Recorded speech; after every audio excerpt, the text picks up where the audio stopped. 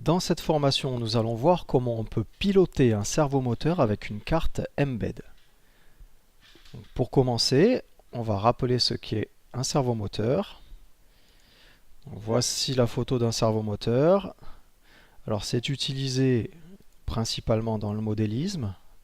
Donc ici, on a une tourelle qui permet d'orienter la petite caméra sur deux axes avec deux servomoteurs. On en trouve dans les voitures radiocommandées. Donc là, le servo, il permet de faire bouger les roues. On en a aussi dans les robots hexapodes. Donc là, on distingue bien les 4 servomoteurs par patte. Maintenant, on va essayer de comprendre comment fonctionne le protocole de commande du servomoteur. Je vais faire une recherche. Voilà, Wikipédia, c'est pas mal.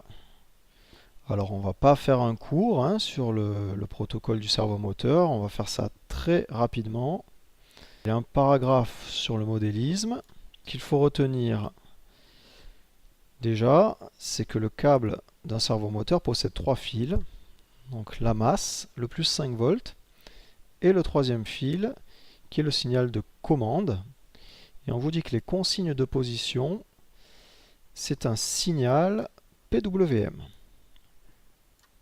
On va zoomer sur le chronogramme. Donc déjà, à retenir, la période du signal est fixe, elle est de 20 millisecondes. Et c'est le temps de l'impulsion à l'état haut qui va conditionner la position du servomoteur. On a des exemples. Si le temps à l'état haut est de 1 milliseconde, le servomoteur est complètement embuté vers la gauche. Donc là on dit qu'il est à 0 degré.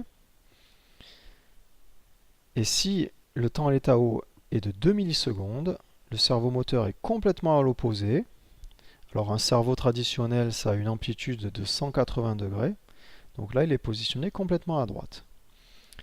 Et toutes les durées comprises entre 1 et 2 millisecondes, elles vont spécifier des positions intermédiaires. Donc, par exemple, 1,5 millisecondes, c'est la moitié de la course, donc 90 degrés. Voilà. Imaginons une durée de 1,25 millisecondes, ça sera 45 degrés. Voilà, alors ça c'est approximatif. Après ça peut varier selon les servomoteurs. Allez, on va aller voir comment on peut brancher le servomoteur sur la carte.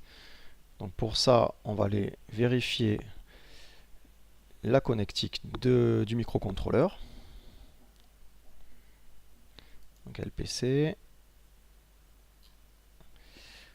Alors pour mémoire, les sorties PWM, c'est la broche 21 à 26. On va aller faire un tour sur le datasheet du servomoteur. Alors nous c'est un ITEC HS422. Voilà.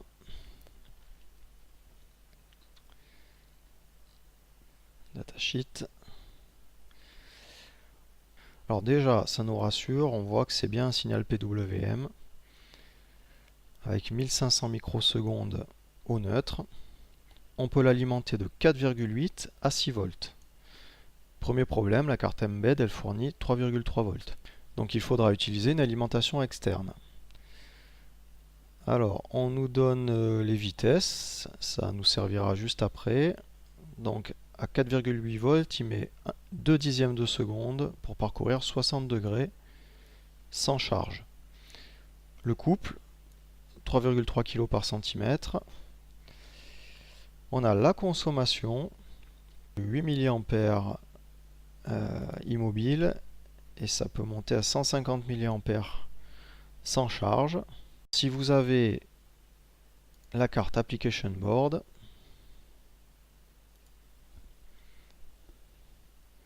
ça facilite les choses, puisque la carte dispose, c'est le petit repère 8, de 2 ports pour brancher un servomoteur. Voilà, donc il suffit de brancher le cerveau sur un des deux ports et d'utiliser la lime externe, sinon la carte ne fournira pas assez de courant. Alors on va voir le brochage de la carte. Donc les deux ports cerveau ils sont branchés sur les pins 21 et 22, donc c'est bien les pins PWM. Et la carte, elle accepte une alim de 6 à 9 volts.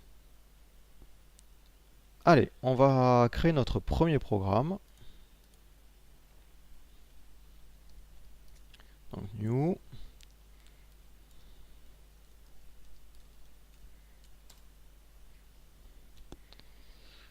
Et on va essayer de générer un signal, donc avec une période de 20 millisecondes et un temps à l'état haut.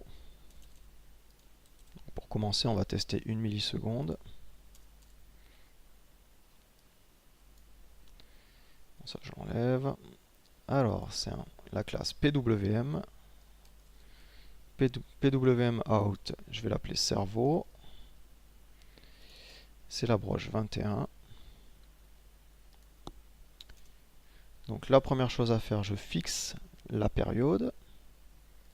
Cerveau. Alors on va afficher la documentation.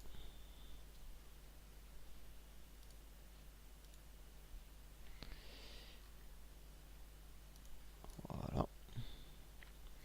Alors période, j'ai période-du-8 ms. Je peux donner la période directement en millisecondes. On va faire ça.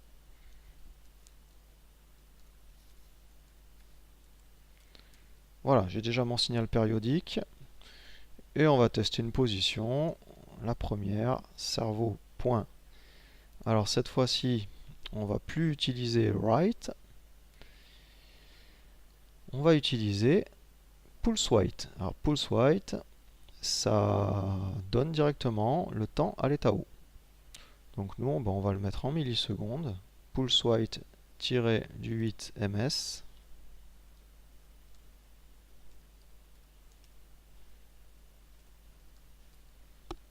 1 milliseconde. Et on va tester le programme.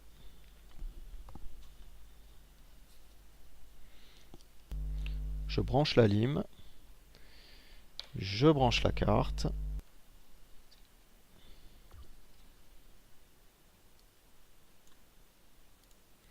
Je compile.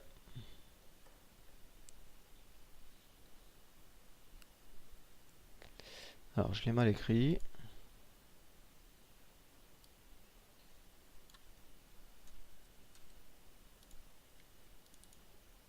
J'ai oublié le S.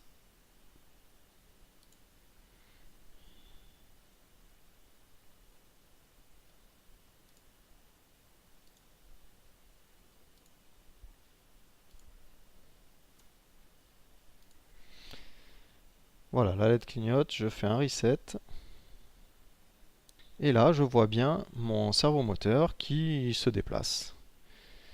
Alors, je vais mettre le palonnier à 0, donc à 90 degrés vers la gauche, et on va faire un nouvel essai.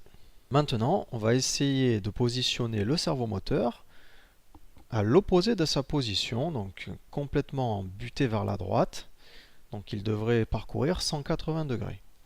Alors pour cela, il suffit que je change la durée de l'impulsion à l'état haut. Donc je mets cette fois-ci 2 millisecondes. Je compile.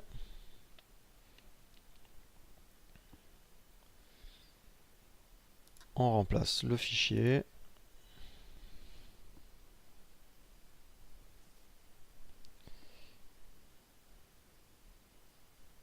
Je redémarre la carte.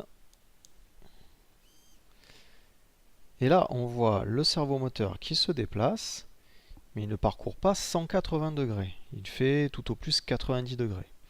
Alors, qu'est-ce qui s'est passé?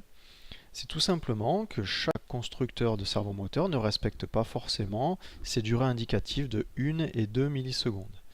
J'ai fait des essais avec mon servomoteur et les deux positions extrêmes, donc ce ne sont pas 1 et 2 millisecondes, mais 0,5 millisecondes pour la butée gauche et 2,5 millisecondes pour la butée droite. Alors, petit problème, je ne peux pas lui donner un décimal, ça prend un int. Donc j'ai pas le droit de faire, on va essayer de le mettre en butée gauche pour régler le 0. Ça, j'ai pas le droit. Donc je vais devoir utiliser la méthode juste au-dessous, pulseWeight microsecondes. Et là, je lui donne le temps en microsecondes, c'est un entier. Donc on va mettre microsecondes 500. On compile.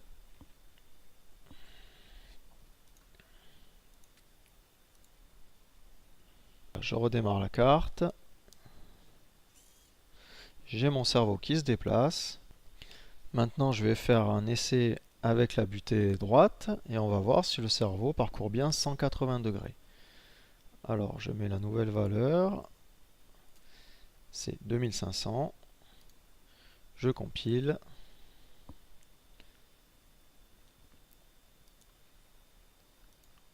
On remplace le fichier, on redémarre.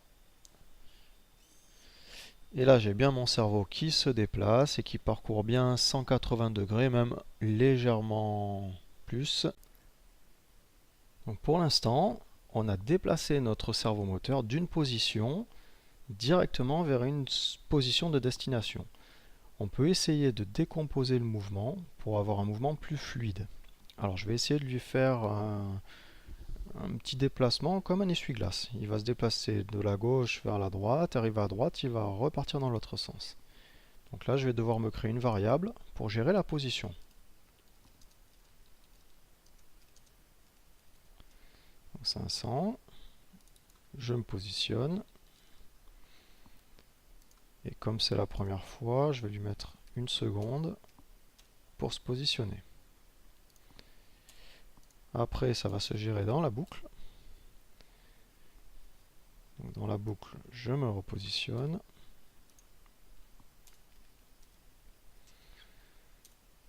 On va l'afficher, la position. Ça va nous aider à comprendre. Position égale position. Je vais créer une seconde variable. Ça va être l'incrément.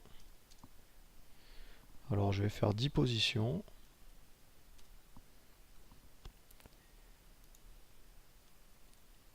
Je vais lui laisser une seconde pour se positionner à chaque fois. Et une fois qu'il est positionné, je vais incrémenter.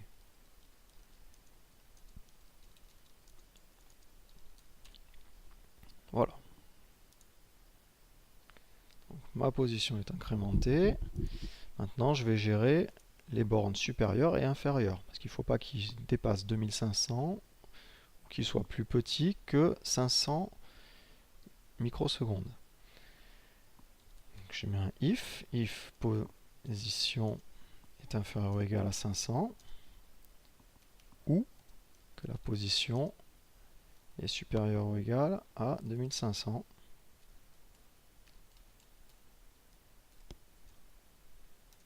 À ce moment-là, je vais changer le signe de l'incrément.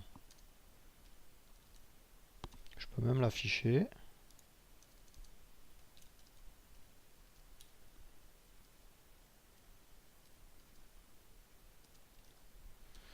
Voilà.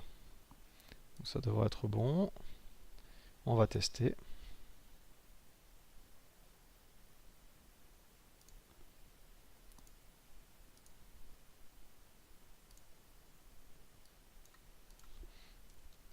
J'ouvre le terminal.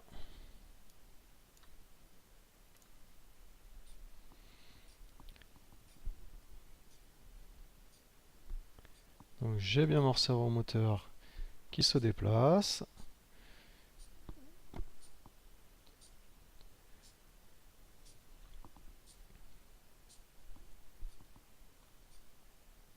Et on voit bien les deux butées qui sont prises en compte. Donc il passe par 10 positions, l'incrément qui change de signe. Alors on peut s'amuser à changer la vitesse et le nombre de positions. Par exemple, l'incrément, je peux le passer à 4. Donc là, à ce moment-là, je lui laisse toujours une seconde pour se positionner, mais là, On va diminuer le temps, sinon ça va être très très long. Je remplace le fichier.